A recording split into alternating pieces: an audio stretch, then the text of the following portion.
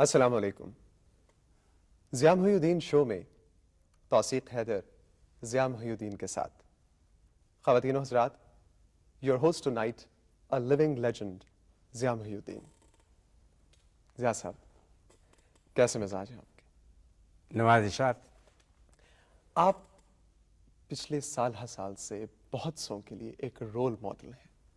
آج آپ ہمیں یہ بتائیے سب سے پہلے کہ آپ نے کس سے انسپریشن لی؟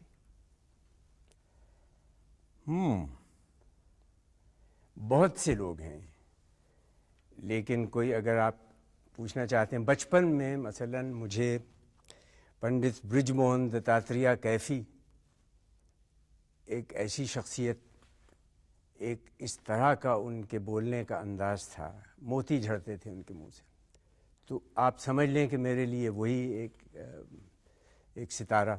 سر عبد القادر, بچپن کی بات کر رہا ہوں, جب بالکل لڑکپن کی بات بھی نہیں کر رہا ہوں.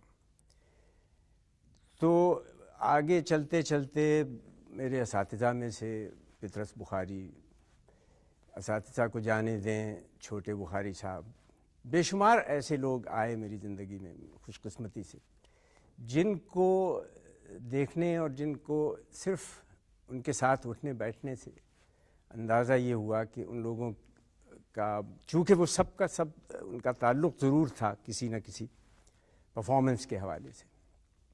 تو جیسا جب آپ بات کر رہے ہیں کہ بچپن سے آپ نے انسپائر ہونا شروع کیا, تو جب بچپن میں آپ کسی سے انسپائر ہوتے ہیں تو پھر آپ اس جیسے ہونا چاہتے ہیں. دیکھیے, اسی لیے میں ذرا سا جھجکا تھا اس سوال کا فوری جواب دینے سے, کیونکہ میرے خیال میں میرا جو نظریہ ہے, جس چیز کو آپ انسپریشن کہتے ہیں, وہ مختلف ہو. میں سمجھتا ہوں کہ ہر وہ شخص جو آپ کو کچھ دیر کے لیے اس طرح متاثر کرے یا مسحور کرے کہ آپ کو محسوس ہو کہ آپ اس دنیا میں نہیں ہیں, کسی اور دنیا میں ہیں, وہ ایک طرح سے, اب یہ باتیں ہیں میرے اپنے پیشے میں داخل ہونے سے پہلے کی. جب میں طالب علم تھا تو اس وقت بے شمار ایسی چیزیں ہیں, مثلا مباحثوں میں میں حصہ لیا کرتا تھا, تو میرے سامنے یقین جانیں کہ جو شخص ایک بالکل بہت کیا آئیڈیل تھا, وہ داؤد رہبر صاحب تھے, اس لیے کہ وہ تقریر جس طریقے سے کرتے تھے مجھے وہ بہت ہی اچھا لگتا تھا. اسی طرح آہستہ, حالانکہ اس زمانے کے جو جگازری تھے ڈبیٹرز, ان میں الطاف گوہر اور اعجاز بٹالوی اور اس طرح کے لوگ, اور لو کمار ملہوترا, یہ بہت آگے تھے. تو پھر اس وقت مجھے یہ خیال آیا کہ میں تقریر کروں, کیونکہ مجھے بھی کبھی کبھی موقع ملتا تھا. اسکول میں تو رٹی رٹائی تقریر کو دے دیا کرتا تھا, تو مجھے یاد ہے کہ جب شروع میں میرے والد نے مجھے لکھ کے دیا کہ اس وقت میاں عبدالحی صاحب جو ہیں وہ وزیر تعلیم ہیں اور وہ اسکول میں آئیں گے, 5ویں جماعت میں پڑھتا تھا, تو تم جا کے یہ شعر پڑھنا, پھر اس انداز سے بہار آئی کہ ہوئے. تو میں نے چونکہ تو میں نے پڑھا پھر اس انداز, پھر اس کا لفظ جو ہے وہ بعد میں مجھے بہت پریشان کرتا رہا کہ پھر اس کیا چیز ہے, پھر اس انداز سے, لیکن چونکہ وہ ایک یاد کیا ہوا جذبہ تھا. صرف گزارش یہ کر رہا ہوں کہ اس وقت یہ تو معلوم نہیں ہوتا کہ کرنا کیا ہے, اپنی جو ایک اعصابی دباؤ ہوتا ہے ہر شخص میں, آج بھی کوئی پہلا کھیل کی پہلی رات ہو تو میں اسی حد تک نروسنیس کا اور اعصاب کا شکار ہوتا ہوں جو میں آج سے سمجھیں 35 یا 39 برس پہلے ہوا کرتا تھا. یہ چیز ایک اداکار کے لیے کوئی انوکھی نہیں, سبھی کو اس مرحلے سے گزرنا پڑتا ہے. اس کو آپ ایک پروفیشنلزم کہیں گے یا سیکھتے رہنے کا عمل؟ میرے خیال میں یہ ایک ایسی چیز ہے کہ چونکہ یہ ایک کنڈیشننگ ہے دماغ کی بھی, کیونکہ وہ پہلی دفعہ آپ جا رہے ہیں اس چیز کو کرنے جس کا جو سامعین ہیں یا جو سامنے بیٹھے ہیں لوگ, جتنے بھی حضرات بیٹھے ہیں یا خواتین بیٹھی ہیں, انہیں نہیں علم کہ آپ کو کیا کرنا ہے. یہ ہے ایک عمل اداکاری کے اور تھیٹر کا, لیکن اس اعصاب پہ اپنے حاوی ہو جانا, آپ کا اس کو فوراً اس نروسنس کو دور کر لینا, یہ بھی ایک بہت ضروری چیز ہے, ورنہ تو آپ اسی کا شکار رہیں گے. تو یہ کیا عمل ہے کہ پہلے تو آپ اس سے گزرتے ہیں کہ پیٹ میں تتلیاں پھڑپھڑا رہی ہیں, butter flies in your stomach, لیکن فوراً آپ نے اس پہ قابو بھی پا لیا اور آپ بالکل اطمینان کا ایک پوری چادر آپ نے اوڑھ لی جس کو ریلیکسیشن کہتے ہیں. اگر آپ ریلیکس نہیں ہیں تو آپ پرفارم نہیں کر پائیں گے.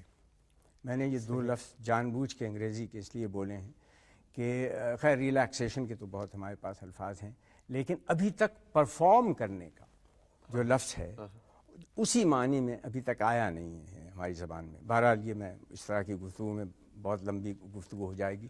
پھر آپ کے سوال کا میں اس طرف لوٹنا چاہتا ہوں. جب میں اپنے پیشے میں آیا تو خدا جانے کتنے کتنے بڑے سر جان گیل گڈز تھے اور سر مائیکل ہارڈینز تھے اور سر ریلف رچرڈسن تھے اور سر لارنس اولیویے تھے جن کو چونکہ میں انگلستان میں یہ کام کر رہا تھا اس لیے ظاہر ہے کہ وہیں مغربی دنیا سے بڑے بڑے نام ہیں وہ ذہن میں آتے ہیں. اگر میں یہاں کر رہا ہوتا تو ہو سکتا ہے کہ میں ای بلی موریا کا نام لے لے, مجھے نہیں معلوم, یا ڈی بلی موریا کا جو ایک زمانے میں خاموش فلمیں ہوتی تھیں تو وہ اس کے بہت بڑے اداکار سمجھے جاتے تھے. ضیاء صاحب, آپ نے ذکر کیا اپنے لڑکپن میں, اپنی اسٹوڈنٹ لائف میں تقریر کرنے کا, تو اس وقت آپ انگریزی زبان میں کیا کرتے تھے تقریر, اردو میں یا دونوں؟ دیکھیے میری کوشش تو تھی کہ میں انگریزی زبان میں بھی کروں لیکن جو انگریزی کے مقرر تھے وہ اتنے کھڑپینچ تھے وہ کبھی اجازت نہیں دیتے تھے. یہ بالکل ایسی بات ہے کہ جب میں گورنمنٹ کالج میں پڑھتا تھا تو وہاں بہت روایت تھی GCDC کی, یعنی گورنمنٹ کالج ڈرامٹک کلب. بہت کوشش کی میں نے ان دنوں میں کہ مجھے بھی کوئی چھوٹا موٹا پارٹ ملے مگر گھاس نہیں ڈالی گئی, اس لیے کہ جو لوگ وہاں پہ تھے اس وقت وہ کہتے تھے کہ تم تقریریں کرو, تمہیں یہ کام تمہارا نہیں, یہ تو کام تمہارا نہیں. بعد میں ایک طرح سی ایک سستی سی تسکین مجھے اس وقت ہوئی جب وہ لوگ اپنے کوئی بیمہ کمپنی کا افسر بن گیا اور کوئی سرکار کا بہت بڑا اہلکار بن گیا, کہ یعنی سستی تسکین یہ کہ آپ تو بہت اس وقت تھے اور پیشہ آپ اس کو بنا نہیں سکے. ضیاء صاحب, کمپیئرنگ کے حوالے سے جب ہم بات کریں تو کیا آپ سمجھتے ہیں کہ کمپیئر بھی ایک کیریکٹر ہے؟ میں بہت محظوظ ہوتا ہوں جب میں یہ لفظ سنتا ہوں کمپیئر.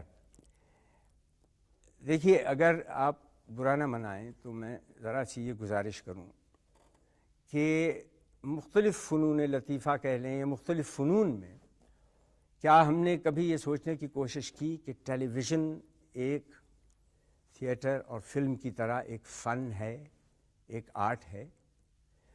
میرے خیال میں ہم نے یہ سوال کبھی اٹھایا ہی نہیں, اس لیے کہ بہت ہی جلد ٹیلی ویژن ہماری زندگی اس کے بغیر نامکمل ہے اور ٹیلی ویژن جو ہے وہی ہمارا سب سے بڑا فنی خزانہ ہے. اور جس طرح ہم نے یہ کمپیئر کا جو آپ نے لفظ لیا, جو انگریزی کا لفظ ہے جو اب ہماری زبان میں آ گیا ہے, بہت سے اور الفاظ بھی آ گئے ہیں, اگر ہم نے اس کے بارے میں کچھ صحیح طریقے سے سوچا ہوتا تو ہم یہ دیکھتے کہ وہ تمام چیزیں جو ٹیلی ویژن پہ سمجھی جاتی ہیں ان کا ہونا بہت ضروری. مثلاً وہ پیشکار جو آ کے طالب علموں سے سوال پوچھتا ہے, ایک سوالات کا مقابلہ ہے, ٹھیک, یا جو مختلف ٹیمیں آ جاتی ہیں لڑکوں اور لڑکیوں کی اور اس کے بعد کوئی انعام ملتا ہے, وہ تو ہے کوئز ماسٹر. ٹھیک, تو ہمیں کوئز ماسٹر بھی کوئی حرج نہیں کہہ لینا چاہیے.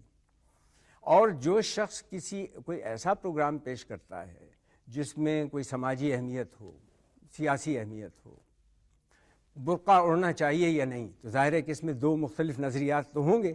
صحیح. تو اس کو پیش کرنے والا, اس کو ماڈریٹر صرف اس لیے کہا جاتا ہے یا کہنا چاہیے کہ نام ہی سے جیسے ظاہر ہے وہ ایک توازن قائم کرتا ہے کہ گفتگو حد سے بڑھنے بھی نہ پائے اور یہ ہے کہ دونوں کی جو ایک نظریہ ہے اس میں ایک توازن رہے, تو اس کو ماڈریٹر کہتے ہیں. ٹھیک. جو شخص سائنسی انکشافات ہوں یا ادبی تجربات ہوں یا کھانا پکانے کا پروگرام ہو یا گھریلو معاملات ہوں, ہزاروں چیزیں جو ٹیلی ویژن کے موضوعات ہیں, جو وہ پروگرام پیش کرتا ہے اس کو یقیناً پریزنٹر کہتے ہیں. الفاظ سب انگریزی کے ہیں لیکن اب چونکہ ہم بہت سے الفاظ اپنا چکے ہیں اس لیے کوئی حرج نہیں ہے. جو شخص آپ کو ایک محفل سجی سجائی محفل میں آپ کو مختلف فنکاروں سے متعارف کراتا ہے وہ آپ کا میزبان ہے, ہوسٹ کہہ لیں اسے. ٹھیک.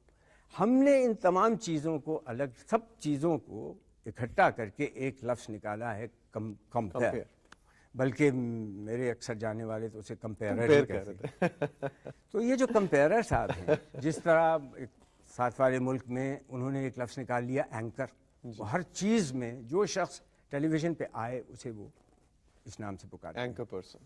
تو اب ہم نے یہ لفظ نکالا کہ یہ پروگرام ہے اور اس کا کمپیئر یا اس کا کمپیئرر کون ہوگا۔ یہ نہیں سوچا ہم نے کہ یہ شخص، کیونکہ کمپیئرنگ ایز سچ اس طرح سے تو وہ چیز نہیں ہے جو ہم ٹیلی ویژن پہ کرتے ہیں۔ بہرحال اب چونکہ ہمیں اس کی ضرورت ہے، لہٰذا ہر وہ شخص جو ٹیلی ویژن پہ آنا چاہتا ہے یا آنا چاہتی ہے، وہ اگر تو اداکار ہے تو وہ کسی ڈرامے میں آئے گا، جی، اگر وہ خبریں پڑھے گا تو اس کو اناؤنسر کہا جائے گا۔ ان کے علاوہ صرف ٹیلی ویژن پہ آنے کی جو ایک حسرت اور لذت ہے وہ اسی طرح پوری ہو سکتی ہے کہ میں کمپیئر بن جاؤں جلد سے جلد۔ لہٰذا مجھ سے بھی اکثر لوگ بتاتے بھی ہیں اور سوال بھی کرتے ہیں کہ سر یا جناب کمپیئر بتائیے آپ، اس میں کیا مسائل؟ بھائی اس کی بھی ویسی ہی تربیت ہے، اس کی ضرورت جس طرح کسی اور چیز کی۔ جیسے آپ کسی بڑھائی سے تو ہرگز یہ نہیں کہیں گے کہ یہ میز بنا دو، کیونکہ جب تک اس کو اس کی چول بٹھانا نہ آتی ہو، تو کچھ تھوڑی بہت اس کی تربیت جب تک نہ ہو، اس تربیت کے بعد پھر آپ اپنی شخصیت کی چھاپ سے کس حد تک لوگوں کو مسحور کرتے ہیں، یا لوگ کہ وہ لوگ آپ کی وساطت سے وہ پروگرام دیکھنا پسند کریں، تو آپ کامیاب ہو جاتے ہیں۔ لیکن آپ اپنے کو مسلط اگر کریں، اچھا آپ جو اس وقت میرے ساتھ گفتگو کر رہے ہیں تو آپ میرے ساتھ ایک انٹرویو، آپ تو انٹرویور ہیں اس وقت۔ ٹھیک، اب آپ کے سوال کی طرف آتا ہوں۔ یہ کوئی مسٹیک نہیں ہے اس میں، صرف یہ ضرور ہے کہ آپ کو نہ صرف یہ معلوم ہونا چاہیے کہ اپنی زبان جس میں آپ پیش کر رہے ہیں اس سے کچھ واقفیت، کچھ اپنے اوپر اعتماد، کچھ یہ تربیت کہ میں اگر آپ سے یہ کہتا ہوں، دیکھیے ایک فقرہ ہے، ایسے ہی میرے ذہن میں خیال آیا، میں کہتا ہوں کہ آج میں وہاں جاؤں گا۔ اب اگر میں نے بولا اس فقرے کو کہ آج میں وہاں جاؤں گا، تو اس کا مطلب تو صرف یہ ہوا کہ کل تک تو وہ وہاں جاتا تھا یا جاتی تھی، آج میں وہاں جاؤں گا۔ تو جو چیز آپ نے نہیں کہی وہ یہ ہے کہ کل تک وہ جاتا تھا، آج میں وہاں جاؤں گا، جی۔ اور اگر آپ نے کہا کہ آج میں وہاں جاؤں گا، تو اس کا مطلب تو یہ ہو گیا کہ کل نہیں گیا تھا، پرسوں نہیں گیا تھا، آج ضرور جاؤں گا۔ گزارش یہ ہے کہ یہ چھوٹی سی مثال صرف اس لیے کہ اگر آپ کو معلوم ہو کہ کون سا لفظ ہے جس پہ جھکاؤ دباؤ دینے سے مفہوم بدل جاتا ہے، کچھ اور ہو جاتا ہے، لیکن اگر میں سپاٹ طریقے سے، جیسے اس ملک میں شعر پڑھتے ہیں لوگ، کہوں کہ آج میں وہاں جاؤں گا، تھا تذکرہ کسی کے شباب و جمال کا، تو کا بھی اتنا ہی ضروری ہے اس میں جتنا تھا کا، جو اضافتیں ہیں اور جتنا تذکرہ ہے۔ تو آپ کو تو یہ ذرا سوچ یا تربیت سے یہ سیکھنا ہے کہ تھرو اوے کون سی چیز ہے جس کو آپ بالکل جس پہ دباؤ نہ دیں، اور کون سی چیز ہے جس پہ لفظ ہے جس پہ انفلیکٹ کریں تاکہ اس کا مفہوم سامنے آ جائے۔ اچھا سر، یہ فرمائیے کہ آپ نے اداکاری بہت کی، تھیٹر پہ، ٹیلی ویژن، فلم میں، پاکستان میں بھی، پاکستان سے باہر بھی، لیکن جب ہم آپ کے جو ریشو دیکھتے ہیں پاکستان میں جو آپ نے کام کیا، اس میں اداکاری آپ نے بہت کم کی، دو تین فلمیں ہیں، اور اس کے علاوہ ٹیلی ویژن پہ تو شاید ہی، ریڈیو پہ بھی کسی حد تک۔ اس کی کیا خاص وجہ ہے کہ آپ؟ خاص وجہ صرف یہ ہے کہ میں آج تک کبھی اپنے پیشے سے یہاں روزی نہیں کما پایا ہوں، سیدھی بات ہے۔ لہٰذا، اور دوسرے یہ کہ مجھے اتفاق سے کام کرنے کا موقع ملا باہر، جہاں میری کچھ تھوڑی بہت ساکھ بن گئی، تو اس کے بعد مجھے کام وہیں کرنا تھا، اور وہ ایک دوسری زبان میں کام کرنا تھا۔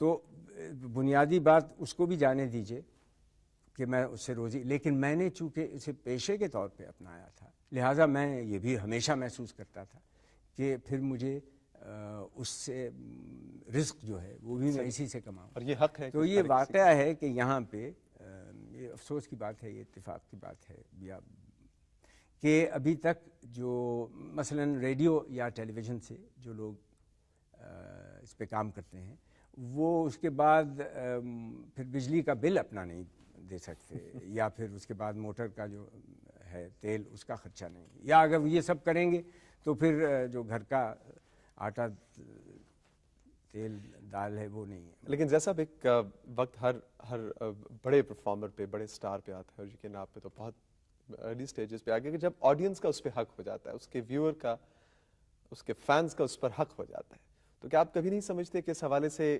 آپ کی آڈینس کا, آپ پر پاکستان کی آڈینس کا حق تھا جو کہ ان کچھ تو میں یہاں آپ کی خدمت میں کیوں بیٹھا ہوں اداکاری کے حوالے سے میں بات دوسرے یہ کہ میں اس معاملے میں کچھ ذرا سا کڈھب ہوں.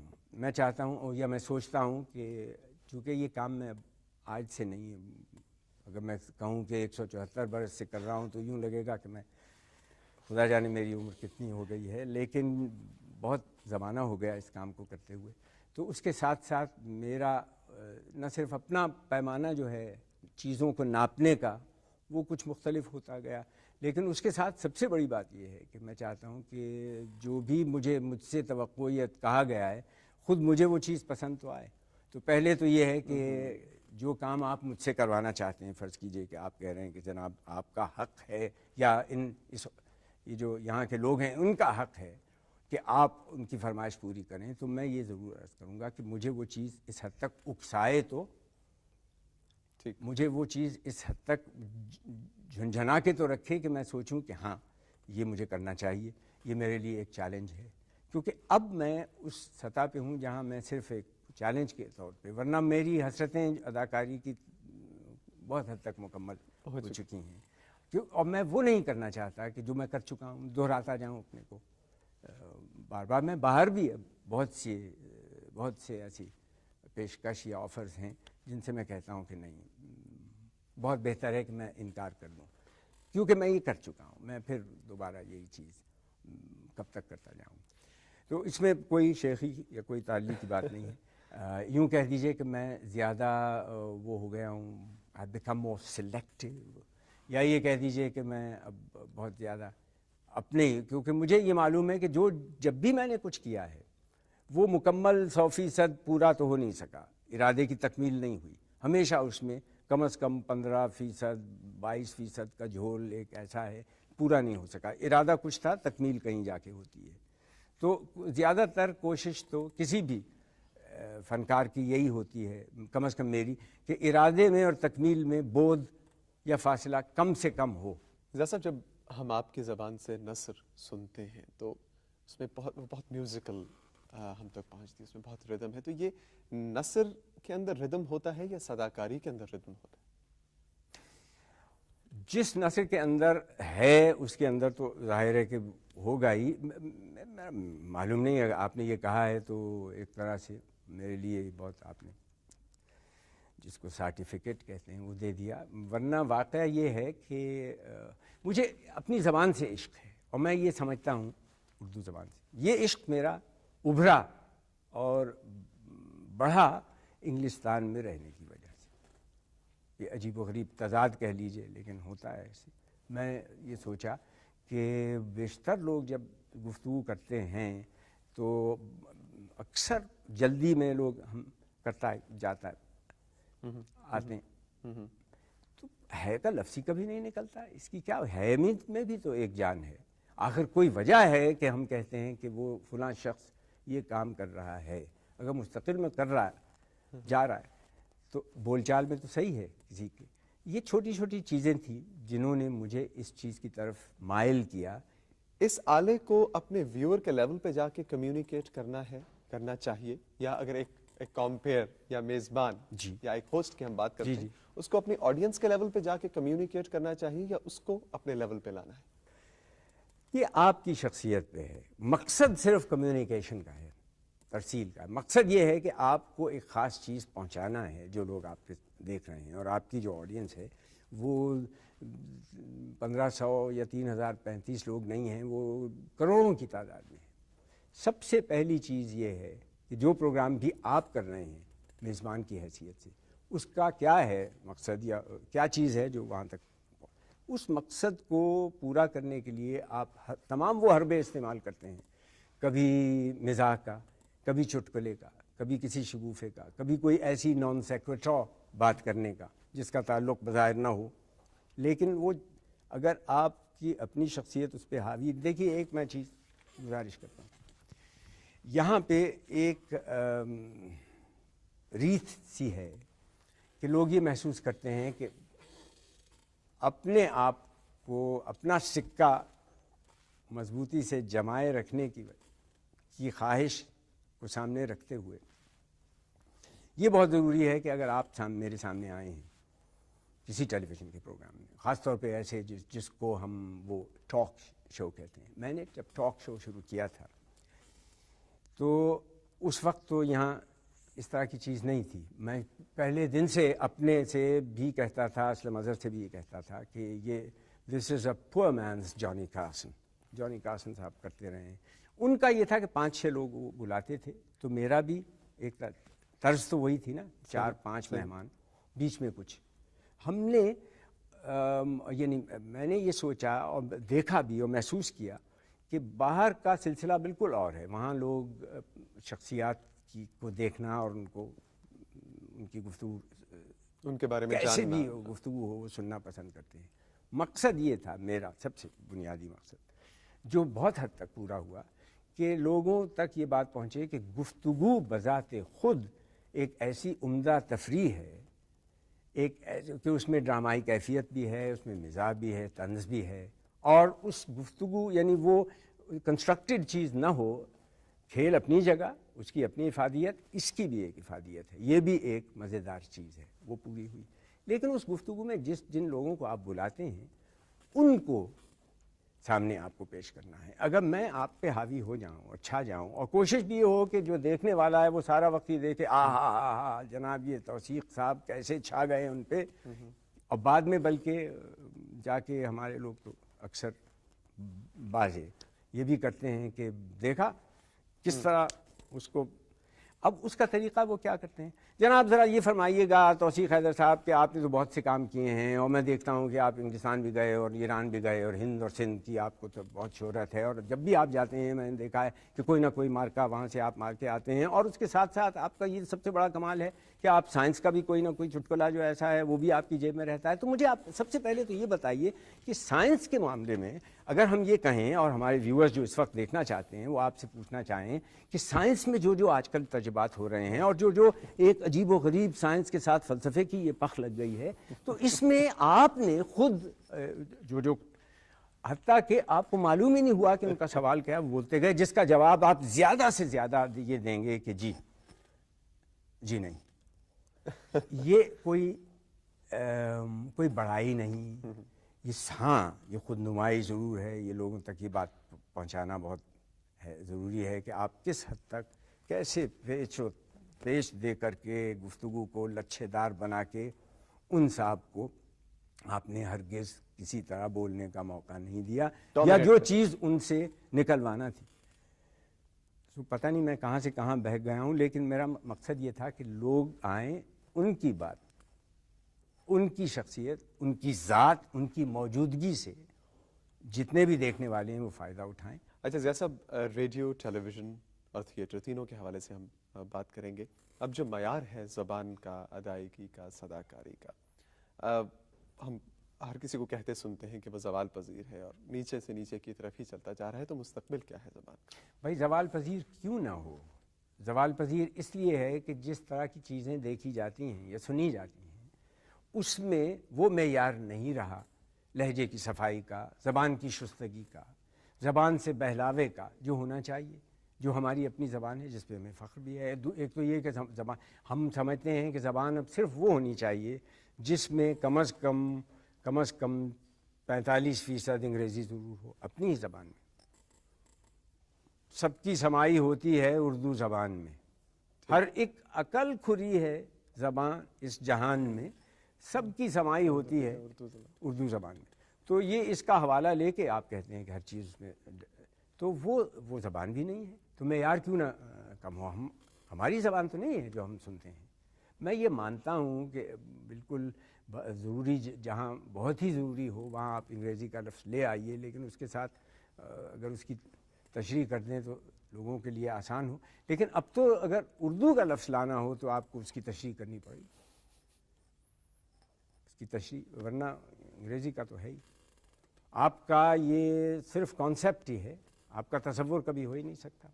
آپ کو کسی چیز کے بارے میں اطلاع تو دینا ہی نہیں ہے, آپ کو تو صرف انفارمیشن ملتی ہے, اطلاع کا لفظ ہی غائب ہو گیا. سو میں سمجھتا ہوں کہ اس کی جو وجہ ہے وہ بہت آسان ہے اس کو ذہن میں رکھنا کہ کیوں یہ تمام چیزیں آہستہ آہستہ آہستہ نیچے نیچے نیچے یا زوال پذیر ہیں. یا ایک چیز ہو گئی ریہرسل, ہوم ورک. آپ جس طرح کا کام کر رہے ہیں اور کرتے چلے آ رہے ہیں, اس میں موسیقی کی طرح, گائیکی کی طرح ریاضت بھی ضروری ہے. شروع میں تو ریاضت ہے بالکل. پیٹر پائپر پکڈ اے پکل پیپر. میں اگر نہیں شروع میں یہ جو ہے دی الٹریشن آف پی یہ نہیں کروں گا تو الفاظ حروف چڑھیں گے ہی نہیں. اچھا, ہر وقت میں محتاط ہو کر ایک ایک لفظ کو ٹھوک بجا کر اور اس کے ماترے کو پرکھ کر تو نہیں بول سکتا. کہیں کہیں مجھے ایک دم سے کرنا پڑے گا. یہ تمام چیزیں ریاضتی کا تو ہے طریقہ. جب آپ ایک توڑا بولتے ہیں کتھک کے رقص میں تو وہ پڑھنت جو ہے اس کے پیچھے برسوں کا ریاض ہے. اسی طرح آپ کی اپنی زبان کی ادائیگی میں خواہ آپ کو ایک مجرم کا کردار ادا کرنا ہے یا بادشاہ کا, آپ کو ایک خاص طرح کا لہجہ آپ کو لوگوں کے سامنے پیش کرنا ہے یا دوسری طرح کا, صفائی اس لہجے کی.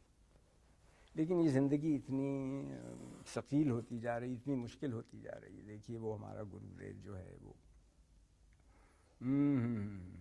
وہ جب ہے نا وہ ہے یا نہیں ہے, کیوں مجھے ایک دم سے یہ اکساہٹ ہوئی ہستی یا فنا کی تقریر.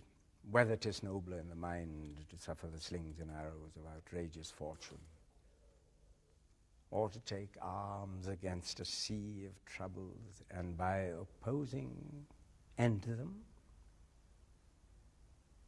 to die, to sleep no more, and by a sleep to say, we end the heartache and the 1,000 natural shocks that flesh is heir to.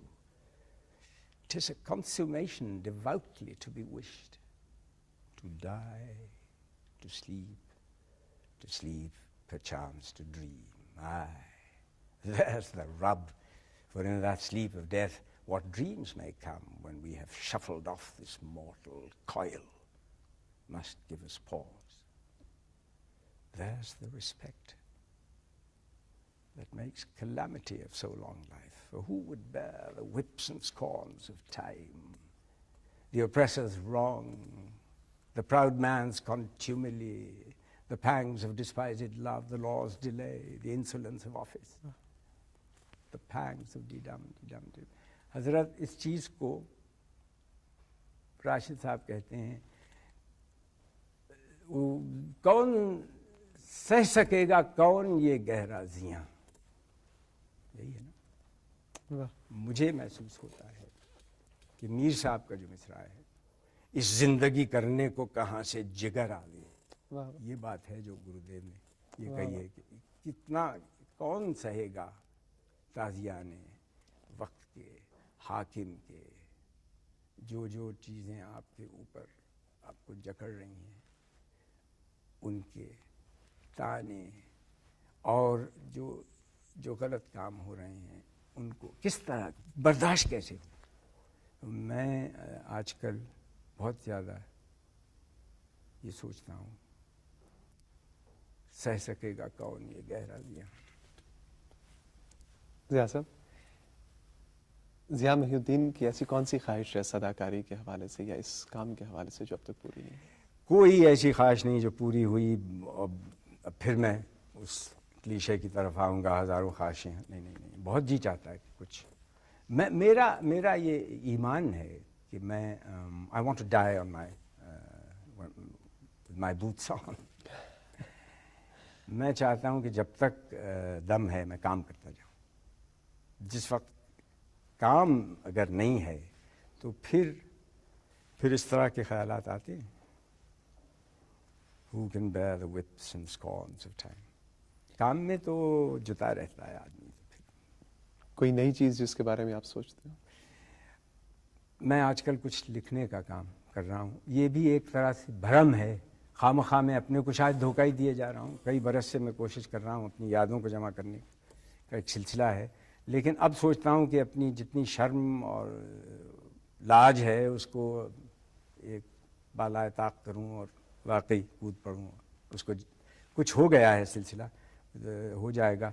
پھر یہ ایک طرح سے مجھے کپ کپی سی لگتی ہے کہ پھر میں اس کو چھپواؤں اور وہ پھر ایک طرح سے خود نمائی. لیکن ممکن ہے کہ میں بے خطر ہو کے کود پڑوں. پھر وہی بات آتی ہے جیسا حق کی کہ شاید اب بہت سے آپ کے آڈینس کا, ہم لوگوں کا یہ حق ہے کہ آپ اب ہم سے اپنی یادیں شیئر کریں. Thank you, I don't deserve it. بہت بہت شکریہ. ریاض صاحب آپ کا بہت بہت شکریہ کہ آپ نے وقت نکالا, and we are really honoured کہ اس پروگرام میں آپ نے اپنی محبتوں اور اتنے خلوص سے ہم سے بات کی. Thank you so much.